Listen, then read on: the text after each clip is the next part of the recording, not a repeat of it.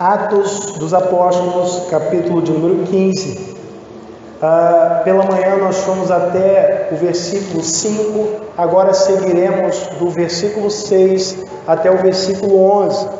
Atos dos Apóstolos, capítulo 15, a partir do versículo 6 até o versículo 11.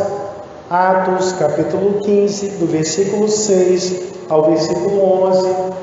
Eu estarei lendo, você estará acompanhando. Peço a você, por gentileza, que coloque-se em pé e assim todos juntos, numa mesma postura, reverentemente leiamos a palavra do Senhor. Atos, capítulo 15, a partir do versículo 6, onde a palavra do Senhor fala-nos assim: Congregaram-se, pois, os apóstolos e os anciãos para considerar este assunto. E havendo grande contenda, levantou-se Pedro e disse-lhes: Homens e irmãos, bem sabeis que já há muito tempo Deus me elegeu dentre nós para que os gentios ouvissem da minha boca a palavra do Evangelho e crescem. E Deus, que conhece os corações, lhes deu testemunho, dando-lhes o Espírito Santo, assim como também a nós. E não fez diferença alguma entre eles e nós, purificando os seus corações pela fé. Agora, pois, por que tentais a Deus, pondo sobre a cerviz dos discípulos um jugo que nem nossos pais, nem nós podemos suportar? Mas cremos que seremos salvos pela graça do Senhor Jesus Cristo, como eles também. Amém. Vamos orar. Senhor, nós te glorificamos, te rendemos graças, ó Deus, porque sabemos, ó Pai, o quão privilegiados somos, por termos sido alcançados, ó Deus, por essa tão grande salvação, mediante a mensagem do Evangelho que nos foi anunciada, ó Deus, e assim, tendo nela crido, Pai, fomos selados com o Espírito Santo da promessa, e agora, ó Deus, feitos novas criaturas, nenhuma condenação há para nós, pois estamos em Cristo Jesus. Te louvamos, ó Deus, por essa bênção, Pai, que nos foi outorgada, reconhecendo que não a merecemos, mas entendendo, Pai, que de agora em diante temos a missão de compartilhar aquilo que Tu fizeste em nós e falar da Tua obra redentora, do Teu amor, da Tua graça. Obrigado, Deus, por tudo isso que Tu realizaste. Obrigado, Senhor, pelo privilégio de termos contato com a Tua Santa Palavra, podendo lê-la, ó Pai, e não somente isto, ó Deus, mas também refletir e pô-la em prática para a glória do Senhor. Por essa razão, ó Deus, sentindo-nos privilegiados, alegres, ó Pai, nós rogamos ao Senhor que Tu continues a nos falar, de modo, Pai, que mediante a exposição da Tua Palavra, Senhor, ó Deus, sejamos conduzidos pelo Teu Santo Espírito à reflexão, de maneira, Senhor, que refletindo venhamos a praticar os princípios eternos que forem aqui elencados, ó Deus, para que, ó Deus, onde quer que estejamos, sejamos instrumentos da glorificação do Teu santo nome. Ó Pai, e assim, ó Deus, eu te peço e desde já te agradeço, em nome de Jesus. Amém. Você pode se assentar. Irmãos, algumas palavras fazem parte da nossa vivência enquanto evangélicos, enquanto membros de igrejas locais. Algumas delas já fazem parte do nosso vocabulário. Por exemplo, já citamos em outras ocasiões, nós costumamos ouvir pessoas, quando as pessoas dizem, por exemplo, amém, a gente já fala assim, esse é crente, hein? A pessoa fala assim, poxa, isso é uma bênção, né? Você já fica com as antenas ligadas, porque você já imagina que ou aquela pessoa, ela já se converteu, ou ela simpatiza com o Evangelho, mas tem alguma relação com a igreja. Porém, algo que faz parte do nosso vocabulário e também nem sempre é compreendido, como tantas outras palavras, né, como é o caso aí da unção, né? Unção ninguém sabe o que é, né? O pessoal sabe que uns têm muito, outros têm pouco, mas ninguém sabe explicar o que é unção. Sei lá, é um negócio assim, é uma capacitação, ninguém sabe, nem cita um texto bíblico para dizer o que é, né? Mas enfim, uma palavra muito empregada na vivência evangélica, mas que também encontra poucas definições razoáveis, é o termo doutrina. Os irmãos com certeza já ouviram alguém dizer: não, mas aí é a doutrina daquela igreja. E há uma confusão entre esse termo doutrina e os costumes que caracterizam certas comunidades, certas igrejas locais. Por exemplo, se alguém vai a uma igreja e vê que as pessoas ali, que as mulheres, por exemplo, só usam saia, os homens estão de calça, mesmo quando em outros ambientes, a pessoa vai dizer: não, isso aí é a doutrina da igreja. Mas isso não é a doutrina da igreja, isso é o costume da igreja. Mas é muito fácil que nós façamos essa confusão, porque algumas palavras elas já se tornaram de uso comum num sentido que não é o sentido da palavra. Então, para nós passou a ser. Então, as pessoas pensam em doutrina ou como costume, ou ainda, irmãos, tem um outro aspecto da doutrina. Eu não sei quantos aqui já tiveram amigos ou conhecem pessoas assembleianas. Na Assembleia de Deus, por exemplo, tem um chamado culto de doutrina, que esse é um momento em que, em tese, se deveria dar estudos a respeito da Bíblia, né? Porém, às vezes, há algumas exortações, o pessoal chama atenção, puxa a orelha às vezes. Então ficou na cabeça de muita gente que culto de doutrina é o culto do puxão de orelha. Então, quando o pessoal pensa assim em doutrina, imagina um negócio assim, o pessoal puxando a orelha, uma cacheagem tremenda, o pessoal ali pegando no pé, né? Isso é doutrina, costume. Irmãos, mas nenhuma dessas coisas tem a ver com doutrina. Quando nós olhamos para as Escrituras e nós procuramos essa expressão doutrina, nós encontramos, por exemplo, em Atos capítulo 2, versículo 42, que os que criam estavam juntos, tinham tudo em comum e eles perseveravam. Em que eles perseveravam? Na doutrina dos apóstolos. Porque doutrina, irmãos, não é costume. Doutrina, irmãos, não é puxão de orelha. Doutrina é a Escritura, é o ensino. Inclusive, a palavra que aparece traduzida como doutrina em Atos 2,42 dá a ideia de instrução, ensino. A doutrina é o ensino a respeito dos pontos fundamentais da nossa fé. A doutrina dos apóstolos era sobre a pessoa e a obra de Jesus Cristo. Então, irmãos, partindo desse entendimento, nós vamos compreender, vamos concluir inevitavelmente que uma igreja sem doutrina não é igreja. Daí a importância de nós refletirmos sobre a relação entre a igreja e a doutrina. E é exatamente sobre isso que eu quero falar com você nesta noite. Quero falar sobre a igreja e a doutrina. E a primeira coisa que quero destacar, irmãos, sobre a igreja e a doutrina é que a doutrina é o fundamento da igreja. Se você verificar em Atos capítulo 2, ou melhor, em Efésios capítulo 2, versículo 19, Paulo diz que nós já não somos estrangeiros, mas nós somos concidadãos dos céus, nós somos membros agora da família de Deus e estamos edificados sobre o fundamento dos apóstolos. O fundamento dos apóstolos, irmãos, é o marco para a edificação da igreja. E o fundamento, qual é o fundamento dos apóstolos? O fundamento dos apóstolos, irmãos, é doutrinário, é instrução, Atos 2:42.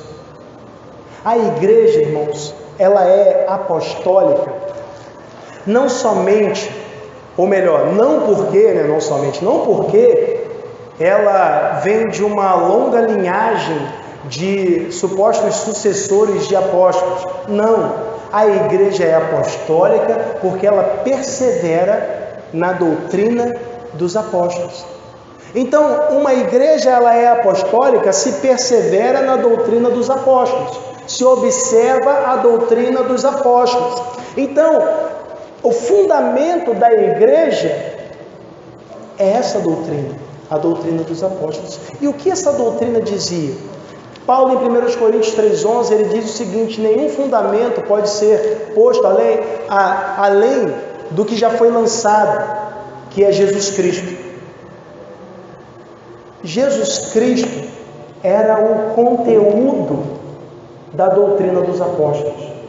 A pessoa, a obra do Cristo, era isso que eles pregavam, irmãos.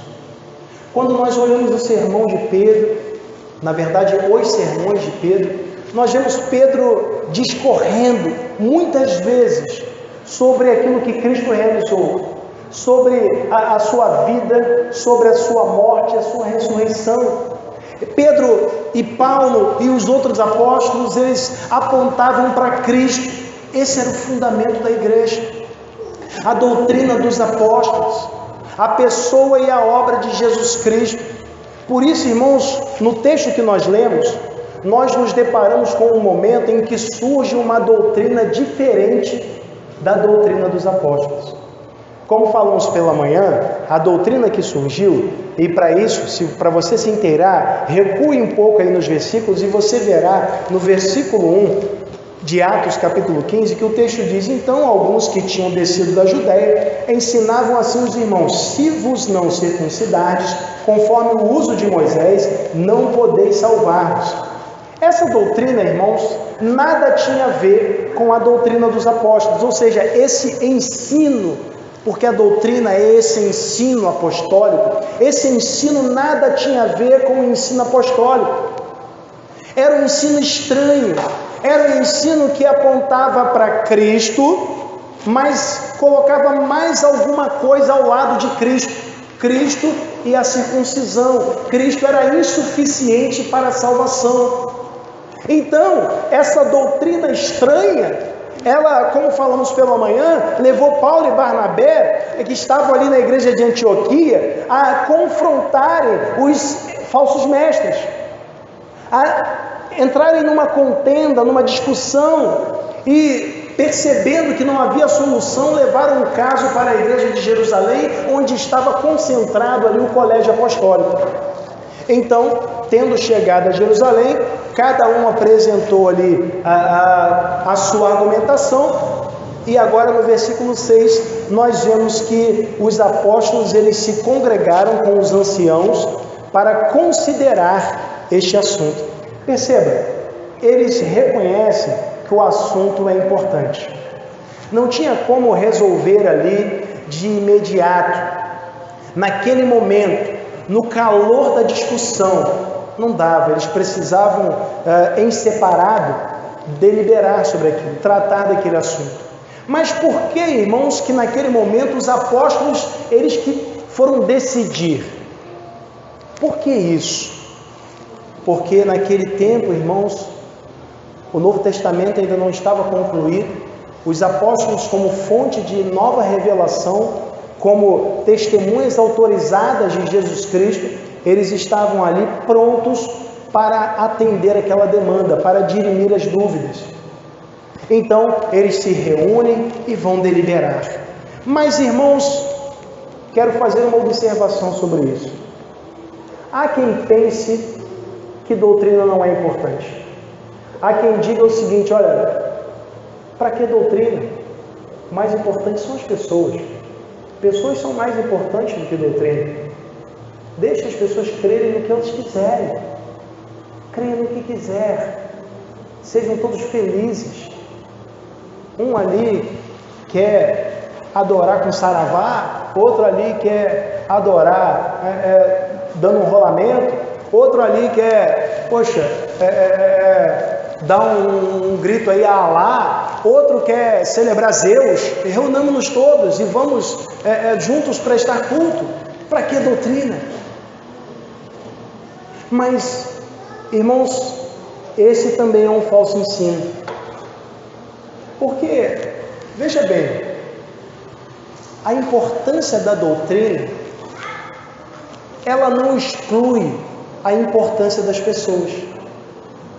Porque Jesus, pensando nas pessoas que comporiam a sua igreja, que é a igreja de Jesus Cristo, Ele deu a doutrina. Ele elegeu 12 homens. Lá em Marcos capítulo 3, versículo 13, diz que Jesus, ele desceu do monte, chamou para si os que quis, e no versículo 14 diz que ele escolheu 12 homens. Então, Jesus escolheu aqueles homens, e a Bíblia diz em 2 de Pedro 3,2, que mediante os apóstolos é que veio o mandamento do Senhor e Salvador. Ou seja, o mandamento de Jesus Cristo veio por meio dos apóstolos. Jesus deu a doutrina dos apóstolos. Jesus foi quem estabeleceu o fundamento da igreja. Jesus foi quem deu as bases para a estrutura da sua igreja. E isto, justamente, porque a igreja é composta de pessoas. E as pessoas precisam de um norte, precisam de uma direção. E Jesus lhes deu os apóstolos, para que através deles a nova revelação do Senhor chegasse a essas pessoas.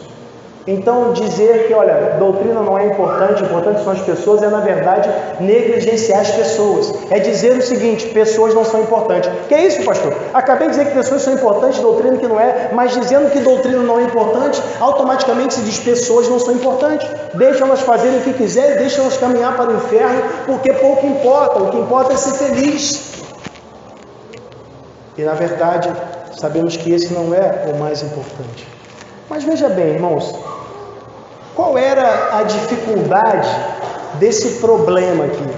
Era um problema doutrinário, houve uma doutrina diferente. Mencionamos pela manhã que Paulo, lá em Gálatas, no capítulo 2, versículo 4, chama esses irmãos que estavam trazendo essa doutrina diferente de falsos irmãos. Falamos sobre isso, porque eles traziam uma falsa doutrina. Então, agora o assunto está em debate. Mas veja bem, irmãos, já tinha acontecido uma contenda no versículo 2, em defesa da igreja.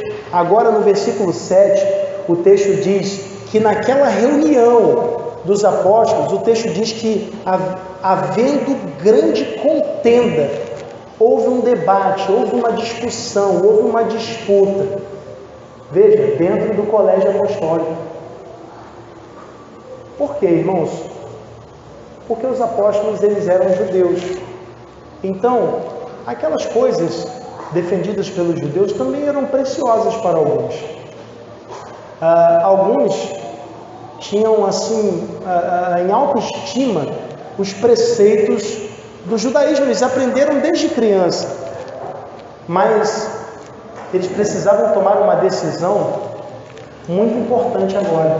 Uma decisão que ia definir como seria a igreja de Jesus Cristo. Por que ia definir, irmãos? Se eles dissessem assim: olha, agora todo mundo tem que ser circuncidado, o que ia acontecer? Os outros judeus iam falar assim: pô, legal, então vocês são judeus iguais a nós. Então o cristianismo seria só mais uma seita do judaísmo.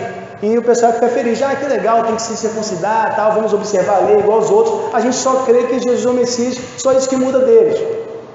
Agora, se eles falassem assim: não vai circuncidar, então a igreja ia romper de uma vez por todas com o judaísmo, porque os judeus nunca iam aceitar que fossem recebidas como integrantes da comunidade de fé pessoas que não fossem circuncidadas. Veja, um dilema que eles se encontram: o que fazer? Mas foi justamente diante desse dilema que, tomando a decisão certa, dirigidos por Deus, que a igreja o cristianismo finalmente se tornou independente. Porque até então havia uma certa ligação com o judaísmo, mas daqui em diante, quando eles tomam a decisão, olha, não precisa circuncisão, o que é isso? Para que circuncisão? Então, o cristianismo se torna independente e passa a ser reconhecido como uma nova religião. Então, isso nos faz pensar, irmãos, o que nós queremos? Viver sem doutrina, que seria o caso, né, se eles aceitassem a circuncisão, olha, nós não temos doutrina própria, vamos seguir a doutrina dos judeus. Viver sem doutrina, irmãos, é viver sendo guiado por qualquer um, por um guru, por uma irmãzinha de revelação, pelo irmão Joãozinho, guiado até pelo pastor, porque não tem a Bíblia como regra de fé, né? Então não, o pastor falou, né? O pastor falou, meu irmão, mas o que a Bíblia diz? Esse é o ponto, irmãos. A Bíblia deve nos guiar. Obviamente o pastor lidera a congregação local, mas a direção doutrinária, irmãos, é bíblica. Em algum momento, quando nós percebemos que não há esse alinhamento doutrinário, então nós entendemos aí, e só aí, nós entendemos que precisamos conversar, argumentar. Poxa, olha só, poxa pastor, isso não se alinha com a doutrina dos apóstolos. Isso não condiz com os que os apóstolos ensinaram.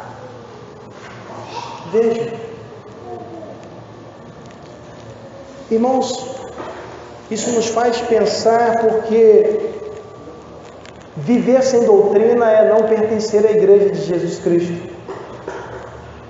E como doutrina, lembre-se, exclua o conceito de puxão de orelha, exclua o conceito de costume e abrace o conceito de ensino bíblico.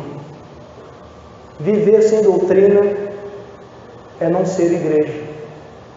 A igreja tem como fundamento a doutrina dos apóstolos. Ela não pode viver sem isso. Irmãos, a doutrina é tão importante que há uma série de advertências na Bíblia a respeito da doutrina. Por exemplo, em Romanos 16, 17, Paulo, ele diz para que os irmãos estejam atentos, para não andarem nem se misturarem com aqueles que não se alinham com a doutrina que foi aprendida dos apóstolos. Veja, nós lemos hoje pela manhã 1 Timóteo 1,3. Paulo orienta Timóteo a advertir aqueles que ensinassem outra doutrina. A doutrina é tão importante, irmãos, que a Bíblia fala de uma sã doutrina, fala de uma boa doutrina, porque existe doutrina ruim, existe falso ensino, existe doutrina que não se alinha com as Escrituras, irmãos.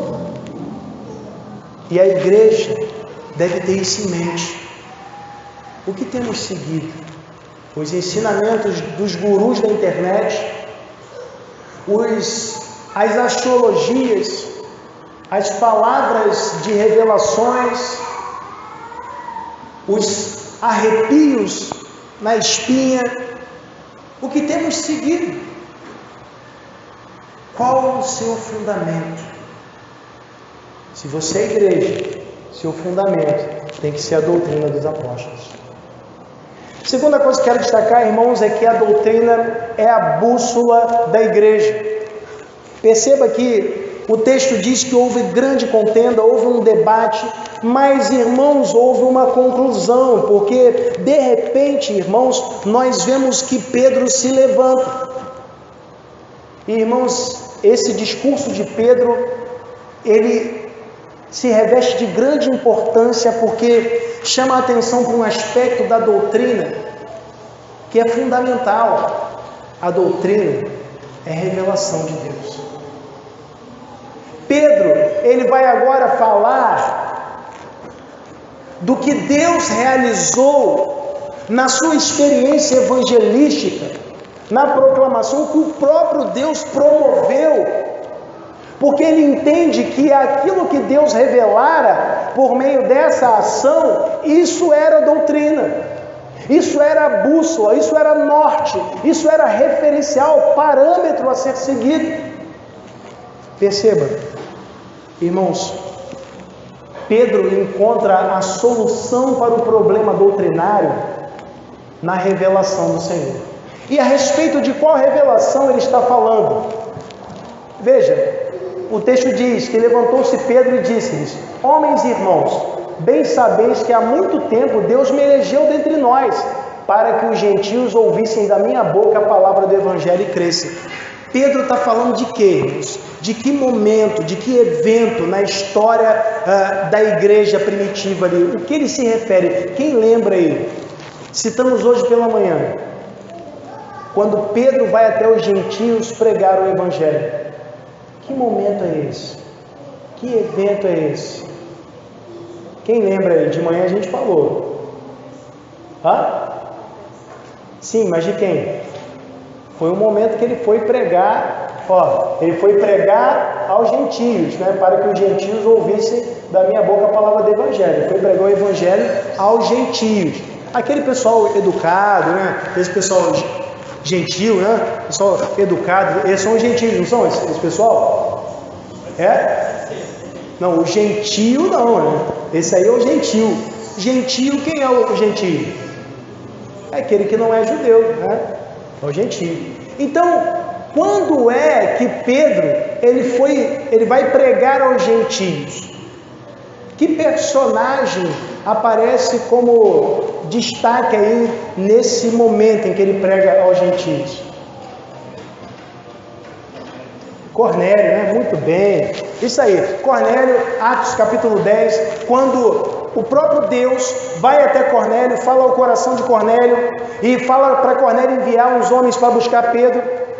E Deus também fala a Pedro numa visão, mostrando a Pedro que diante de tudo que Deus criara, nada Deus fizera impuro. Então, olha, não chame impuro aquilo que eu santifiquei. Deus dá ali uma demonstração para Pedro que ele não fazia acepção de pessoas, não fazia separação entre judeu e gentio. Então, Deus diz a Pedro para pregar o Evangelho aos gentios. E Deus, ele rompe essa barreira. Ele fala ao coração de Cornélio, ele fala ao coração de Pedro, e o próprio Deus promove tudo isso. E é sobre isso que Pedro está falando. Porque Pedro está fazendo menção ao seguinte: está dizendo, olha só, se Deus fez tudo isso, para que Deus ia fazer isso se ele fosse contra a entrada dos gentios sem circuncisão? Cornélio não foi circuncidado, ele só depositou a fé em Jesus Cristo. Veja, Pedro ele está se baseando na revelação do Senhor. Pedro ele não está se baseando na axiologia, porque Pedro entende que a doutrina, ela é divina. A doutrina vem do Senhor. Aí alguém pode perguntar assim, mas pastor, ele não está tomando como base a experiência? O Senhor não diz que experiência não é regra? Sim, ele está tomando como base a experiência. Que isso, pastor? Está tomando como base a experiência. Mas, irmãos, Pedro, ele era um apóstolo, e como apóstolo, uma testemunha autorizada de Jesus Cristo, um veículo de nova revelação. A esse respeito, Paulo diz em 1 Coríntios 14:37, se alguém cuida ser profeta ou espiritual, reconheça que as palavras que vos escrevo são um mandamento do Senhor.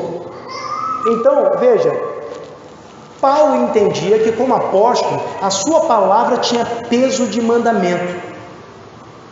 Pedro também, como apóstolo, a sua palavra tem peso de nova revelação. E isso, irmãos, nós vemos de maneira assim bem evidente quando nós lemos Efésios capítulo 3, quando o texto diz assim, a partir do versículo 1, por esta causa eu, Paulo, sou prisioneiro de Jesus Cristo por vós, os gentios, se é que tendes ouvido a dispensação da graça de Deus que para convosco me foi dada. Como me foi este ministério manifestado pela revelação, como acima, em pouco vos escrevi. Pelo que quando ledes, podeis perceber a minha compreensão do mistério de Cristo, o qual, noutros séculos, não foi manifestado aos filhos dos homens, como agora, tem sido revelado pelo Espírito aos seus santos apóstolos e profetas. Veja, Deus revelou a sua palavra através dos seus apóstolos e através dos profetas no Antigo Testamento. Agora, por que apóstolo vem primeiro do que profeta? Se os profetas vieram primeiro, por que nesse texto aqui vem primeiro? Porque o ensino profético deve ser interpretado à luz da doutrina dos apóstolos. Essa é a ideia. Então, veja bem, Pedro, ele pode se referir à experiência que ele teve com Deus, porque ele é uma testemunha autorizada, pois o Espírito Santo revelou aos apóstolos a doutrina. O Espírito Santo deu nova revelação aos apóstolos e por isso que nós temos as Escrituras hoje. Logo, irmãos, como não existem mais apóstolos hoje, não tem mais apóstolos. Ah, pastor, mas eu vi um na televisão, mas não é apóstolo. Não é apóstolo. Os apóstolos já morreram, já faleceram. Não tem mais apóstolo. Alguns podem se chamar apóstolos, mas não são apóstolos. Apóstolo tem que escrever Bíblia, né? Então, senão a gente ia ficar acrescentando o livro aqui direto, não tem mais apóstolo. Então, se não tem mais apóstolos e a revelação de Deus foi dada somente aos apóstolos no Novo Testamento, a nossa conclusão é o seguinte: as experiências hoje que você tem com o Senhor são particulares, você e Deus, elas não são regra. Não queira tornar a sua experiência regra. Mas teve uma vez, não vale. É o que a gente já combinou, né? Só vale a Bíblia diz. Pastor, mas se eu sentir um negócio, sim, a gente pode sentir um montão de coisas, né? E pode ser também um montão de coisas. Dependendo do que for, tem até que tomar remédio. Mas, veja bem, experiência não é regra. A Bíblia é regra. Então é importante que nós tenhamos essa compreensão, porque dela depende a nossa interpretação e a nossa vida cristã. Porque, como falei, irmãos, a doutrina é a bússola para a igreja. A maneira como você compreende a fé vai determinar o seu comportamento. Se você entende que a fé, você entende que a fé em Jesus Cristo se resume, por exemplo, a somente comparecer aos domingos ao templo, então durante a semana você vai ser uma pessoa que não vai observar os preceitos bíblicos. Você vai viver de qualquer maneira. Então a maneira como você compreende, e isso pode ser visto como uma doutrina, mas uma falsa doutrina, uma falsa compreensão, um falso ensino. E agora, irmãos, nós vemos Pedro expressando aqui a sua fé naquilo que Deus realizou, entendendo o que Deus realizou, a ação de Deus na história, como doutrina também. Pode passar. No versículo 8, ele diz assim: e Deus, que conhece os corações, lhes deu testemunho, dando-lhes o Espírito Santo, assim como também a nós. Pedro está falando daquele momento que ele vai na casa de Cornélio, ele prega o Evangelho e ali as pessoas recebem o Espírito Santo. Olha que coisa maravilhosa.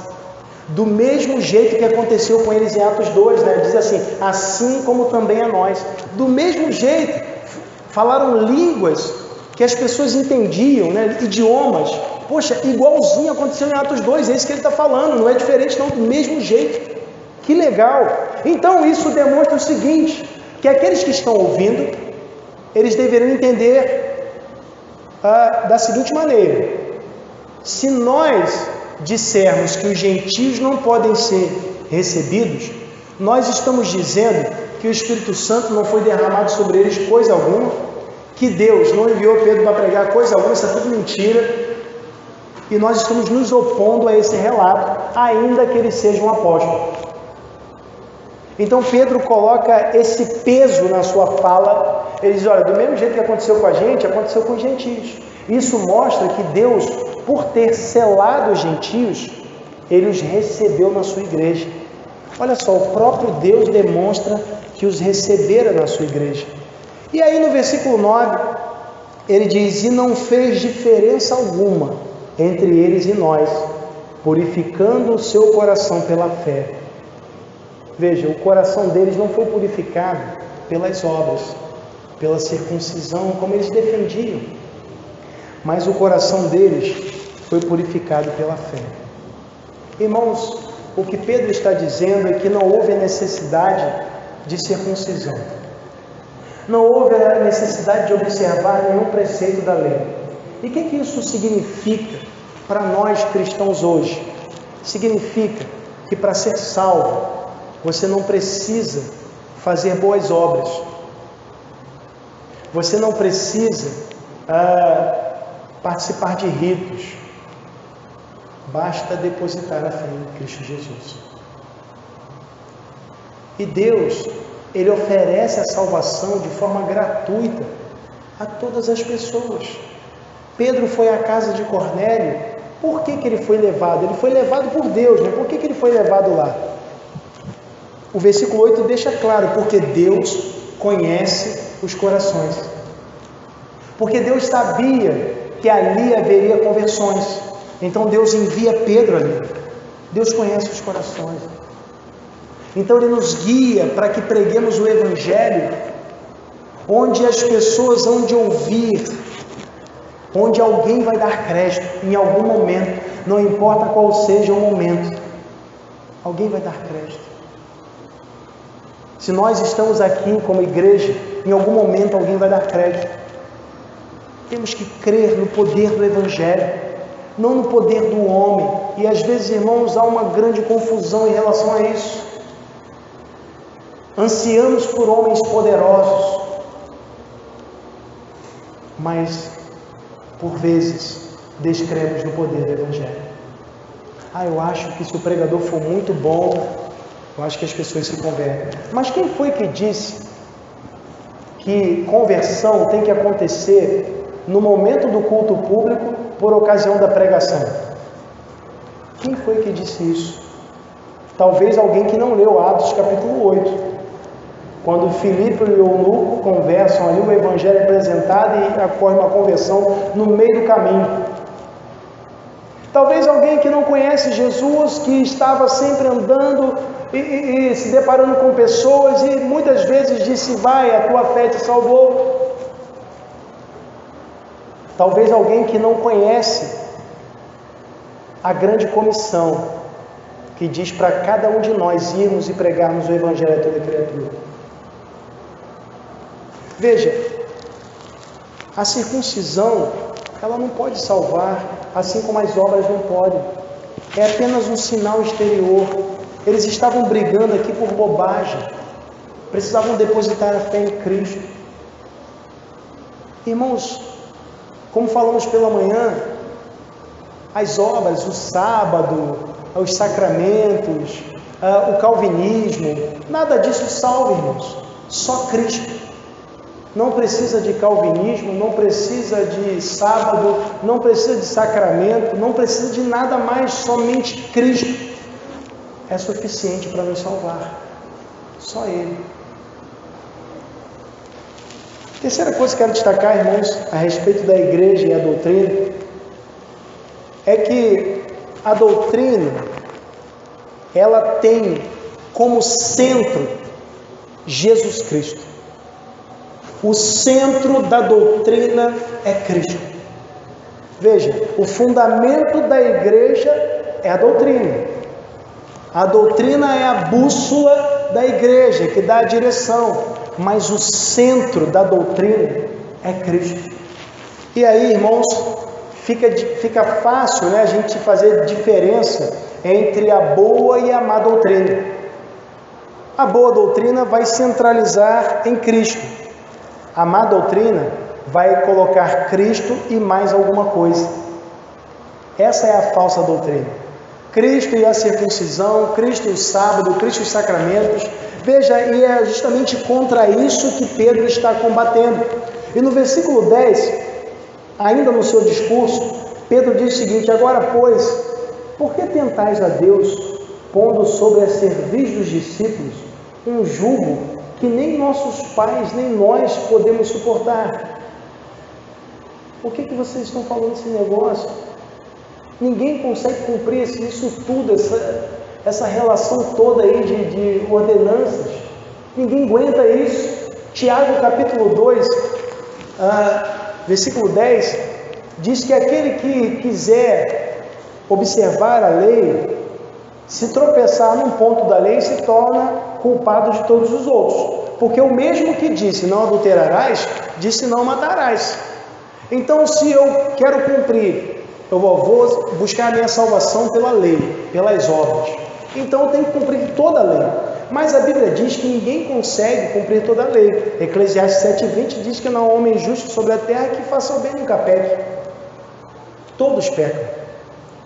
E Paulo diz em Gálatas capítulo 2, versículo 16, por causa desse episódio aqui, Paulo diz que pelas obras da lei, nenhuma carne será justificada. Ninguém pode ser salvo pelas obras, irmãos. A gente às vezes concorda com isso, mas lá no fundo fica aquele negócio, mas se não fizer isso, não vai para o céu. Irmãos, não há nada que nós possamos fazer para sermos salvos. Pastor, mas nem isso. Mas e se deixar de fazer aquilo? Irmãos, nós não podemos conquistar a salvação. Isso é impossível. E se não andar direitinho? Também, isso não tem nada a ver. Ninguém é condenado pelo que faz. Pastor, eu acho que Hitler foi pelo que faz. Não. Eu e Hitler nascemos condenados do mesmo jeito, sem diferença nenhuma. Por quê? Porque já nascemos pecadores. Então, é quem nós somos que nos torna réus do inferno. Mas é quem nós passamos a ser que faz de nós cidadãos dos céus. Porque a Bíblia diz que todos quantos receberam Jesus Cristo, receberam também o poder de serem feitos filhos de Deus. Então, quando nos tornamos filhos de Deus, também nos tornamos cidadãos dos céus. A doutrina ela deve estar centralizada em Cristo. Do contrário, irmãos, é uma tentação ao Senhor. Veja o versículo 10, ele diz, por que tentais a Deus? Os irmãos lembram de um texto em que Jesus está conversando com alguém, uma pessoa assim, gente boa, Jesus fala assim, não tentarás o Senhor teu Deus. Era gente boa que Jesus estava falando, essa pessoa aí? Quem era essa pessoa? Quem tem coragem aí de falar esse nome? E sem medo de cair um relâmpago do céu, ou de puxarem o pé em casa. Quem tem coragem aí de falar? O diabo, né? Porque o nome que não é para tomar em vão, qual é? De Deus, né? Não do diabo. O diabo é de qualquer jeito, né? Não tomarás o nome do Senhor, teu Deus, em vão. O diabo não. Pode falar, não tem problema, não tem perigo. Pastor, não tem perigo não. Relaxa. Então, Jesus falou isso para o diabo. Não tentarás o Senhor teu Deus. Por quê? O que o diabo tinha acabado de fazer? Falou assim, olha só, se joga daqui de cima, não está escrito lá? Está escrito lá, se joga aí, meu irmão. Está escrito, você está no Salmo 91, está escrito, aos teus anjos dará ordem a teu respeito para que te sustente e não tropece com o pé em pedra. Então vai lá, se joga aí. Aí Jesus, não, peraí. Satanás citou o Salmo 91, que tem gente que deixa aberto lá e acha que o diabo vai ter medo do Salmo 91, mas o diabo citou o Salmo 91. Jesus vira e cita Deuteronômio. Fala assim, não tentarás o Senhor teu Deus. Está escrito também. Deuteronômio 6,16.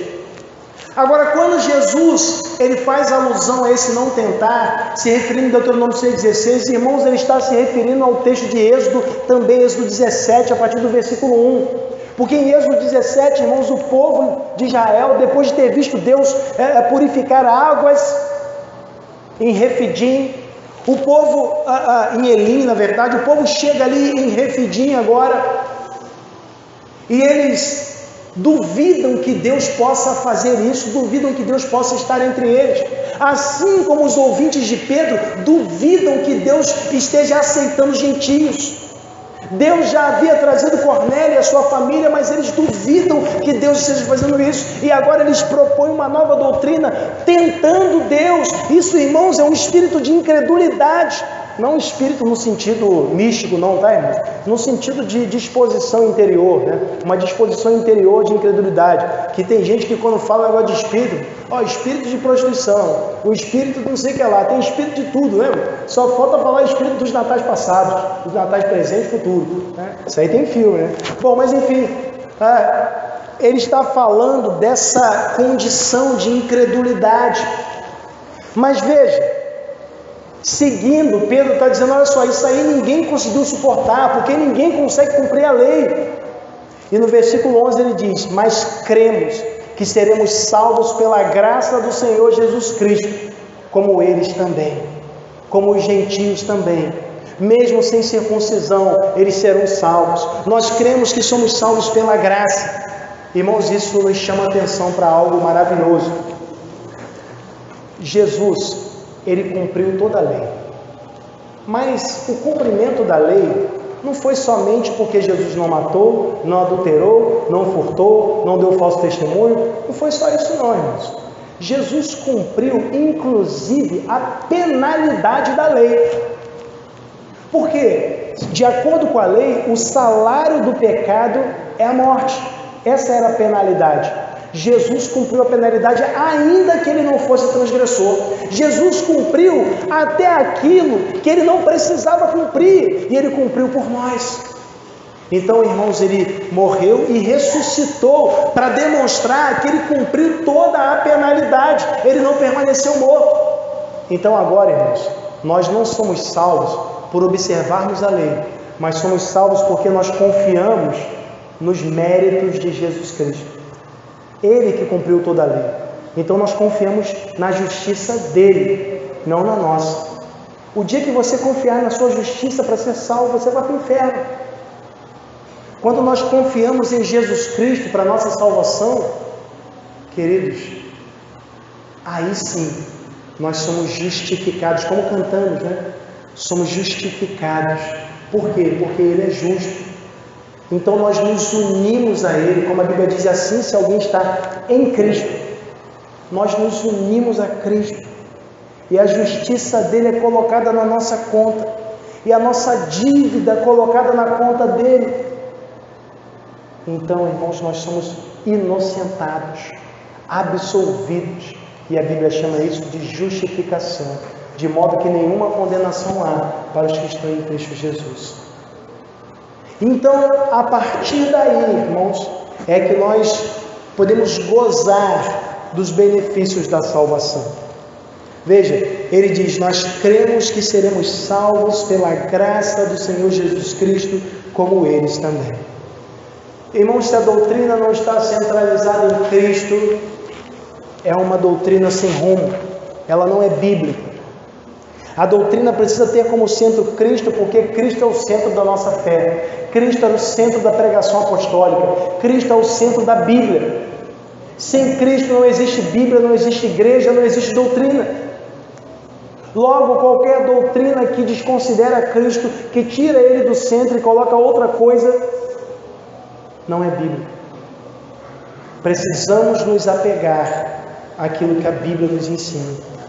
Irmãos, nós não podemos andar atrás de ventos de doutrinas estranhas, que enfatizam salvação pelas obras, que enfatizam que se você vacilar, olha, cuidado para não perder a salvação.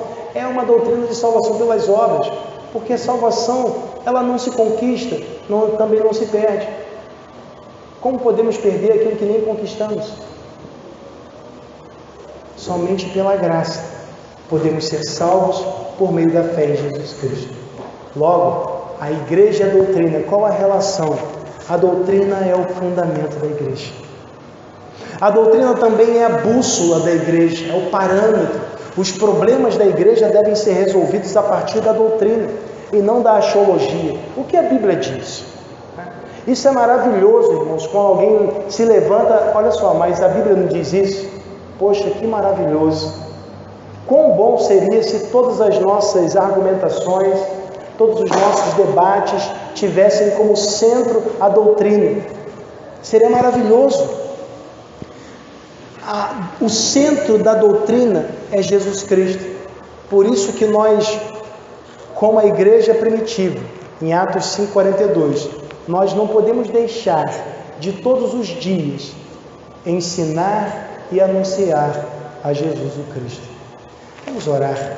Senhor, nós te glorificamos, te exaltamos, ó Deus, pelo teu grande amor, pela tua bondade, porque o Senhor nos sustenta, o Senhor nos guarda, o Senhor nos livra do mal.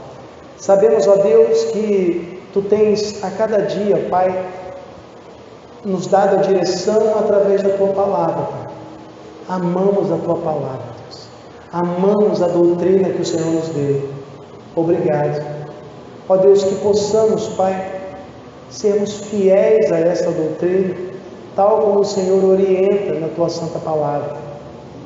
Que possamos reconhecer essa doutrina como fundamento, Pai, da vida da igreja.